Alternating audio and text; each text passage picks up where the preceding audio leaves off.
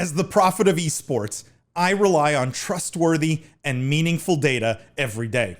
Data from our research partner, YouGov, offers the most complete view of esports fans and gamers in the world, providing context to who they are, what they think, the brands they buy, and things they do. YouGov's connected insights and research services inform strategy at every level. If you're a team, a brand, agency, or rights holder, you should be talking with YouGov. Their partners measure and maximize ROI and are telling compelling stories with data. Visit yougov.com/gaming-esports to learn more.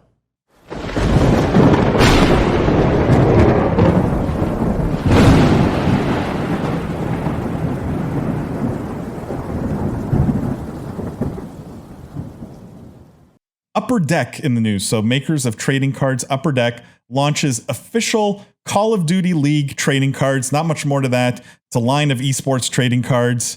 Jimmy, what do you think of this? Love it. Trading cards are so hot right now. Why not monetize or find another thing to sell? I love people buying things. This is the foundation of our economy. Sell as much as you can, buy as much as you can. And again, trading cards so hot right now. So 2 thumbs up. Lindsay? Do not love it so much. Feel like it should be an NFT instead. But that could just be because I'm not a huge trading card enthusiast. Ben? Neutral feelings. I have the same thought, Lindsay. Does it come with an associated NFT? If not, where do I put it after a while? And is this for the players in the league? Is it the teams? I have questions. My simple view on this, I don't understand why we're still doing paper trading cards. It makes no sense to me unless you're going to wear it diamond encrusted around your neck. I don't get it. I'm going to take some of my time. I'm just going to read these comments. Kevin says, love the data hat, Ben. So there you go. And Bill, excited about the lightning round. There you go. All right, guys, let's move to the next story here. This is Halo in the news, but not what you might think. Halo, the official cookbook, coming in August. It says even sci-fi super soldiers need to eat. This is after CD Projekt unveiled the official Witcher cookbook. So now Halo is getting their own cookbook. I guess they felt a little bit of FOMO. Ben, what do you think of the Halo official cookbook? Hate it. Super confused. What do they even eat up there? Like, I just don't get it at all. I think these characters even have mouths. Like, they're always wearing their helmet. I don't get it. I love it. Lindsay? Okay, exact opposite. I am a huge fan of this. I am about 50 times more likely to buy and cook out of the Halo cookbook than I am to play the Halo game. So, and as someone who owns a massive amount of novelty cookbooks, I'm super happy to see gaming get into that space. Just another form of gaming and entertainment media, and I'm here for it. Jimmy? So we actually have a really cool piece on this coming out on Meta TV. So if you follow us on TikTok, on YouTube, on Instagram, we're going to have a fun coverage piece of this. There's a 7-layer like cheeseburger, like a 7-patty cheeseburger in this cookbook. How do you eat something that big? No idea. You have to be Master Chief. But again, I love the idea of selling things. And so props to Halo. Sell everything what makes you can. that a Halo? Why does patties make it a Halo? I didn't write the book. I don't know. This makes no sense. I agree with Adam. When I saw this cookbook, I thought it was a joke. I just do not understand. This makes no sense to me. If you're World of Warcraft, if you're The Witcher, I'll do a review. I'll let you guys all know that you're wrong. The Halo cookbook is awesome. It'll be Did fun. they miss April Fools by a couple days? Yeah, I think that's what it is. More like Master Chef, am I right? There you go. that deserves one of these. There you go, right, nice. Kevin? All right, guys, let's move on to the next one here. That's so silly. Epic Games launches Unreal Engine 5. Latest version of development toolset promises even more photorealistic scenery and worlds. So this is a new version of Unreal Engine. They did this whole fancy demo. It looks incredibly realistic. Curious what you guys think of this. Jimmy, go ahead. This is great. Unreal 5 is going to be a big thing. I particularly like how I've already seen companies that are building NFTs on the Unreal Engine so that any game that supports Unreal 5 you'll be able to have access to those NFTs in game, finally have an application and a use case for some of these otherwise digital artworks and expensive JPEGs. So love this. This is one thing that Epic does very consistently. Lindsay? Totally agree with Jimmy. Unreal Engine has just always been so cool, such a great tool for indie developers and small developers, and just to learn game development, as well as supporting a lot of major titles and games. So the versatility there is just unmatched, and I'm excited to see what people do with it. Super cool. Ben? What's not to love? Absolutely love it. Going to be super cool. Also, as they expand into other applications for Unreal Engine, into movies and cinematography, the more photorealistic we can get, the more applications, and I think it's very cool. Yeah, I think that's super insightful. Like, it's all the stuff that's not gaming even that I get really excited about. And some of the photorealistic stuff that was being rendered like in real time with a GPU that any of us can buy is just it's insane. And I would love Tim Sweeney to lean into Unreal Engine way more, right? I think we need one less concert in Fortnite, and we need Unreal Engine 5 or Unreal Engine in general to bring us the metaverse.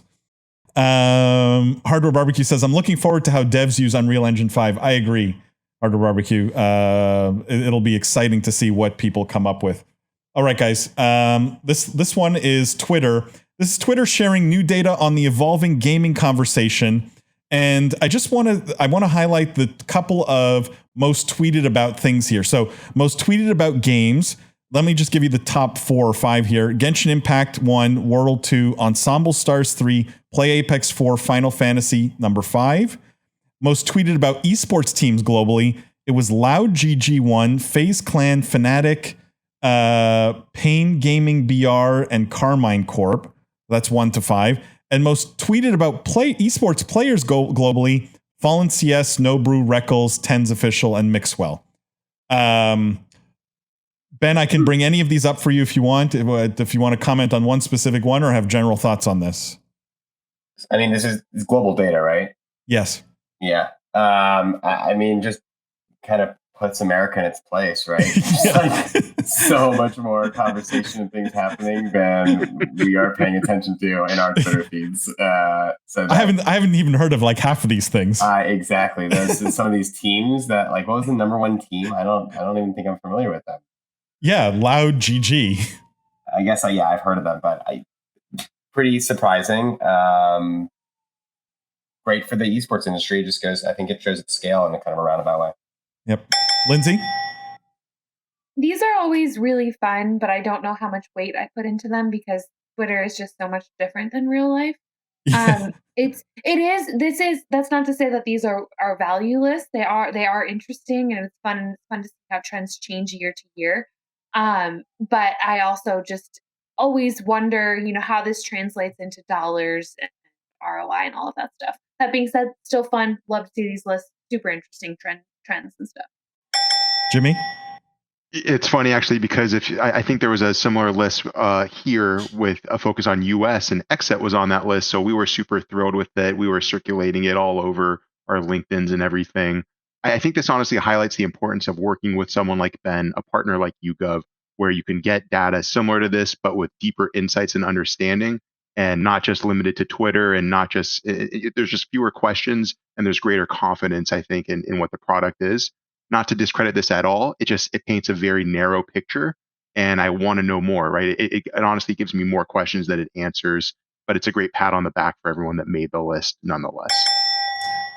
Bill says, don't sleep on global presence. Bill, you're right. I mean, I think we often in North America, just don't realize is like everything that's going on in the rest of the world. Tom says, but Twitter doesn't include China, right? I mean, Tom, this is all they say here is it's most tweeted about. So if someone got on Twitter in China, like using a VPN or something, and tweeted about one of these teams, it would be included. So it could include China, right? In that sense.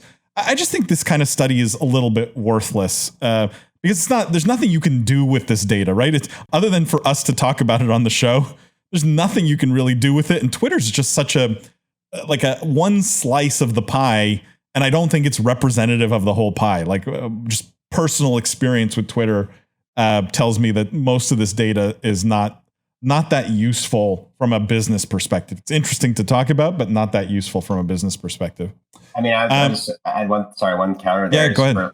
For Loud.gg, who's Brazilian based from what I can gather. Yep. Huge market, and this definitely is going to help them sell more sponsorships. So True. Good for the people at the top of the list for sure. Yeah.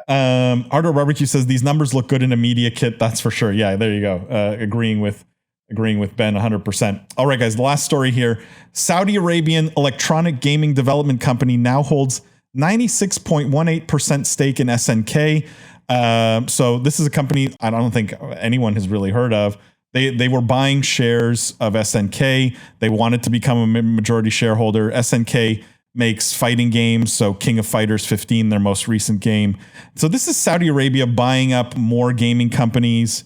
We talked recently about the, God, why am I drawing a blank here? Faceit and ESL acquisitions. And it's been rumored that they're on the hunt for other game developers, clearly putting their money where their mouth is here, buying up game development studios. Ben, start with you. Thoughts on Saudi Arabia buying up game studios? There's a lot of directions to go with that, or one could go with that. Non-political, because we try and keep politics, just the business. I think it's pure business play. I mean, I think they have a ton of capital, and it just again shows that gaming is being deemed, and for all the reasons that you talk about this show all the time, a really sound investment. And so it's not doesn't come as a surprise. I'm not too familiar with SNK, but that's on me. So, Lindsay? Yeah, I mean, kind of similar to that. I guess I'm wondering what the overall strategy is going to be and how these companies are going to fit together. But that remains to be seen. That's just a curiosity. Yeah, like you said, they made this a goal. They're putting their money where their mouth is, but I really wonder what that's going to look like. Jimmy? Not a lot to add, unfortunately, since I'm going third here. I definitely wanted to say money where their mouth is, so Lindsay stole that right at the end. I think we're also at a disservice because it's like, what is SNK really doing? And that would allow us to speak more towards whether or not this is a great thing. But obviously, if they have, 96.18% stake, curious why it's not 100, first of all, but also, that's just kind of a random number. But clearly, they're very bullish on this, and with everything else they're buying up, if you've worked with the Saudis, if you understand the region, if you see what they're doing, you know that none of this is done willy-nilly. There's a greater plan. There's a 5 to 10 year understanding and roadway here, and so this will all become very apparent quickly. Damn, I want more time. All right. No, I echo your sentiment completely, Jimmy. So I'll try and finish your thought. By the way, everyone should go listen to the episode we did do with the Saudi Esports Federation, because I think there's some insight there in terms of what they're looking to do in the space. Hardware Barbecue brought it up. I'm going to bring his comment up on the screen, but I was thinking the same thing he was. How is this different than Tencent, right? They're acquiring a bunch of companies in the gaming space because they believe in it, which was Tencent's strategy, right? Tencent was making like 10, 20 acquisitions a year at one point. So it feels Tencent-ish. Let me just read Hardware Barbecue's comment here. To be fair, Tencent was once a big company nobody heard of for a very long time. I'm surprised it took this long to make a move from there, but better late than never, I suppose. I 100% agree, and I don't think it's late. Yes, there's a lot of competition for game developers right now, but I don't think they're late to the party. Bill says, I wonder how much impact the new owners will have on how things are actually run. Good question, Bill. Impossible to know. SNK is a Japanese company that makes fighting games, kind of like a niche. I'd be surprised if the new owners had a major impact on how things are run. Japanese companies tend to be unique in that business culture and the corporate culture. And hard to crack that. I would be surprised if the new owners changed much. I don't know if you guys have different thoughts or answers there, but I just think the fighting game niche is an awesome community to be in. And also with acquisition like ESL, you can kind of already, again, understand where they're going with this. Yeah. Hardware Barbecue says, if you think about it, Reliance Entertainment does the same in the entertainment space too. Yeah. Lots of like holdco kind of companies that are trying to put assets together that make sense going together. And if you believe Saudi Arabia's ambition for gaming, and gaming's huge, it's part of the culture there. Almost every Saudi games, it's a young population. Like this, the vision starts to make more sense. Like I said, I encourage everyone to listen to the episode we did with the Saudi Esports Federation.